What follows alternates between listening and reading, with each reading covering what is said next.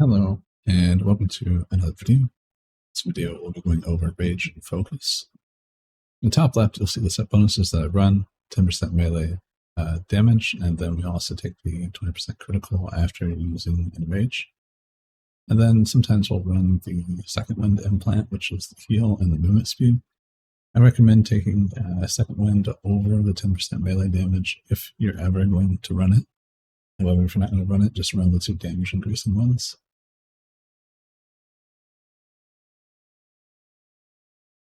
Then going into our stats, these are the stats that I have fully min-maxed at 300 item level augments. Then my stat breakdown is down below it. We're running accuracy stem, 2 accuracy augments, which again are 300 item level augments, 1 accuracy enhancement, 3 alacrity augs, 3 alacrity enhancements, and then everything else goes into critical there. And when I mean enhance, it also means your earpiece and your implant. So if you have both full alacrity implants, you would take away 2 from the total enhancements that you would actually need. Now for explanation, if you do not have 300 level augments, you'll run 4 alacrity enhancements, 2 accuracy enhancements.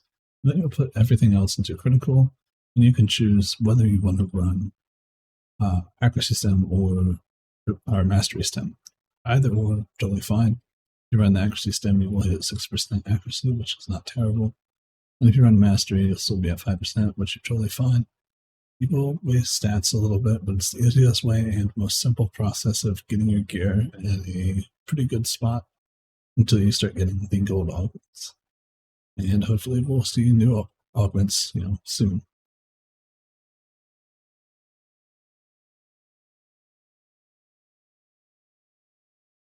Going into Rage and Focus skill trees, we'll basically start out with the critical hit chance and critical hit damage. This is definitely the best option here.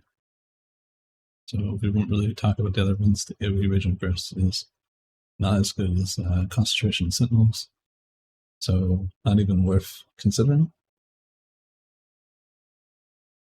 Then we have AoE Force Scream, and also applies to slow. It's the main reason I take it. So the way it works is that it's a conal AoE. So if you're aiming it at somebody like in a line, that's how you're going to keep the AoE. Also applies to slow again, as I said before. Super good. You can take Ravage Root if you would like to. However, I find it just not necessary. It can be helpful for getting your leap back on the main target, but in my experience, sometimes it's even worth just leaping to somebody else. Then going into our next choice, I am taking the cooldown reduction on Enrage when you use Obliterate. You can use the mini Absorb shield for this talent instead. It's totally fine. I've not chosen which one I like the most, but those 2 are very good. Then going into the next one, we have Dominate. We don't use the 0-second cooldown, and we don't use Forced Clarity / can't remember what it's called for Pyro. It's very bad. Oh, Furious Power is what it's called. Very bad. Don't use it. So your choice is Dominate or 0 cooldown. I don't recommend 0 cooldown because it makes everything complicated additionally, but also at the same time, you don't really find much use of it, and it's very, very easy to shut down. A lot easier to shut down than Dominate. So do take that with a grain of salt. Dominate is just generally better and more friendly for those that are not experienced yet. And then going into the next one, we're going to take this one because it's generally just the best of all 3. There's no longer CC cooldown reduction tied to that ability that gives you Rage, I believe. And we don't really need the excess Rage, so it's just not really worth it to take anymore. You can take Extended Force Scream if you would like, but overall, just pretty much always take the Vicious Throw and Leap. I can't remember if it's tied to this one or the next one. But we also got CC immunity recently, which is really nice. I believe it's part of War Master, and not this one though. So the next one, we pretty much always take this one because it lowers the cooldown of your Force Sleep. Force Sleep has CC immunity now, so that's huge. And then we go to Mad Dash and Reflect. Reflect can be taken sometimes, but for the most part, Mad Dash is just way better. Then finally, if you're going to play a more defensive playstyle, I highly recommend taking the mini shield absorb and the reduce cooldown on enraged events. I'm currently taking the offensive layout. So if you do want to go more defensive loadout, definitely take the reduce cooldown on enraged events because it'll be way more beneficial. And also pairing that with something like a defensive tactical like Retive can be pretty nice. But overall, your defensive power is not very great. So sometimes it's better to just put all your choices into offense to have better offense. Usually ends up just being enough. However, even with a good defense, sometimes games it's brutal no matter what. So can't really have a super offensive spec to suddenly be really good defensively. So you just kind of have to deal with it. It is part of the class. You're going to die a lot. You don't have much DR available, and every option that you can take defensively is only so good. And then going into Enrage Crush and Carnage Marauder, these are the tacticals that you can actually run. One's purely focused on single target, the other one's focused on AoE. It also has some team control because it gives everybody the slow briefly from Force Crush, which is pretty nice. It's the main reason that I like to run with it sometimes. So going into what you're seeing open loop, main combos. You're like, what the hell is going on? Well, to simplify it, open means opener. So if you're using Carnage Marauder, which I put the tactical next to lead, this is what your opener would look like. And then the loop is basically the infinite rotation that you constantly loop over and over and over after you've done your opener.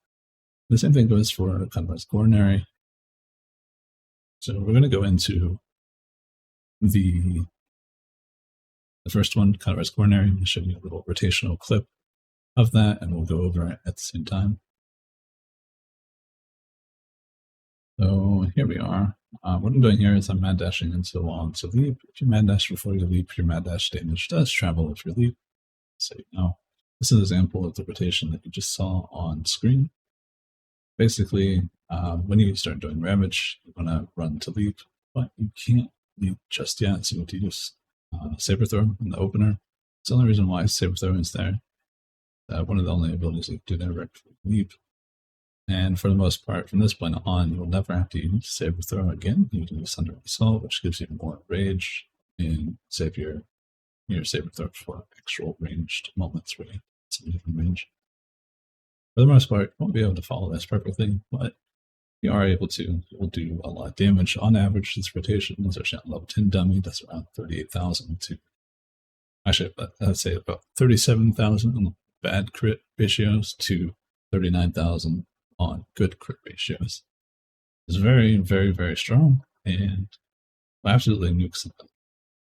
And then throw Cold Hatred into it and hit even higher. One thing that I'll say is that Carnage Marauder, sometimes you don't get much use of it because it's starting to die relatively quick, but the cooldown reduction on enrage is just really nice. Anyway, this rotation is now over. We're going to go into explaining the other rotation in just a second. So to give you guys a quick rundown of what just happened, what you just saw, you can always go back and rewatch it, but basically we leap with Carnage Marauder already equipped. So we leap into Enrage, into Raging Burst, into Force Crush, into Furious Strike, into Obliterate, into Vicious Throw, into Force Scream, into Retaliation, into Ravage. That's for ravaging movement away, into Saber Throw. And then we can leap, which will start on the loop rotation. So we'd be leaping into Raging Burst, into Enrage, Furious Strike, Obliterate, Vicious Throw, Force Scream, Retaliation, Raging Burst, Force Crush, Furious Strike, Obliterate, Retaliation. Then we start running with Ravage into another leap, and we pretty much just restart this loop. So that thing just non-stops, continuously going. It took me a little bit to actually, get all of this at one spot. I have pretty bad attention problems, so it's taking me a little bit longer, but nonetheless, I think I've simplified it to the point that pretty much anybody can understand it. So if you guys have any questions about it, feel free to ask. I'll be more than happy to help. Now we'll quickly go to the second rotation. This is with Carnage Marauder, and Rage Crush. And basically what we're doing here instead is that we're going to open with SWTOR because we need the extra rage. And basically what's happening here is that every time we have enrage, we're pretty much doing that loop for the non-force crush window. So basically you just separate it through the force crush window and the non-force crush window, which is the same thing to think about with the previous rotation. It's just played out a little bit differently here. So we will use a raging burst that, obviously is going to be in the same kind of loop as the previous rotation. And then our main raging burst, the one that's getting amplified by the tactical, is going to be the one that's different from the other rotation. It's also a lot more simple to do. So if you are new to Rage and you're struggling with the rotation, you just can't get everything right. This is generally not a bad rotation to do. And obviously rewatch this if you need to. But this is pretty much same thing as the previous one. You can infinitely repeat it. There will be minor changes because of cooldown reduction, but for the most part, it follows the same general loop over and over and over. Other than that, let's go back to quickly explain that once again. If you're running that tactical, you'll open with SWTOR to build extra rage into leap, into obliterate, into force crush, and into rage and burst.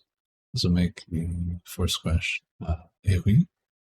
And then we go into enrage, pure strike, vicious throw, force scream, obliterate, retaliation, rage and burst, pure strike, ravage, and then we leap it after the ravage.